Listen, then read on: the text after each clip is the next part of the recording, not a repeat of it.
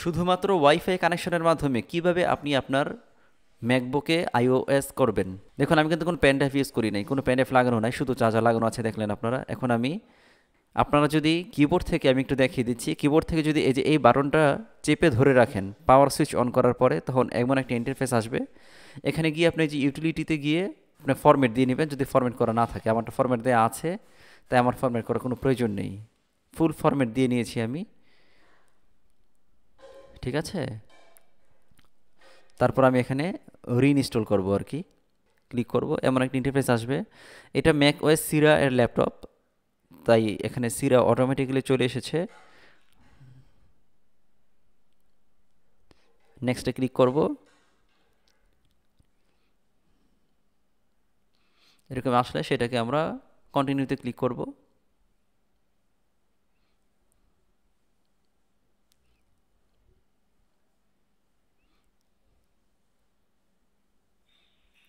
এটাকে আমরা এগ্রি করে দিব।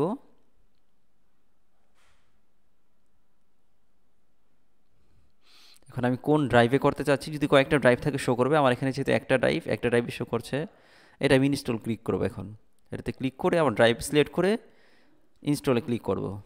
বাস, আমার ওএস কিন্তু এখন ডাউনলোড হচ্ছে।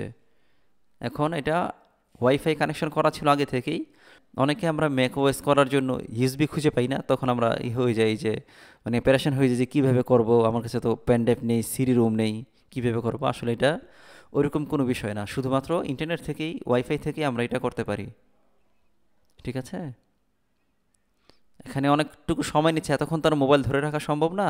আমি আবার পরে এটাকে দেখাচ্ছি আফটার ইনস্টলেশন।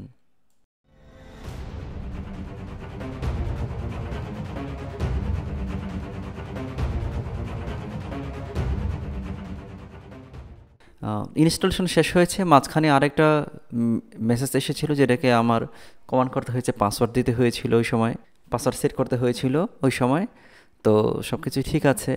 আমি আসলে কাজের ফাঁকে যতটুকু পেরেছি দেখিয়েছি, সব কিছু আসলে ভিডিও করা সম্ভব হয়নি, একা একা ভিডিও করি তো, ওই জন্য করা হয়নি। আমি যতটুকু সম্ভব আপনাদের সাথে শেয়ার করলাম। ভিডিওটি যদি ভালো লাগে চ্যানেলটি সাবস্ক্রাইব করবেন। আমি চেষ্টা করব নেক্সট টাইমে আরও ভালো করে ভিডিও করে এগুলো আপলোড করার জন্য। তো সাথে থাকবেন সবাই।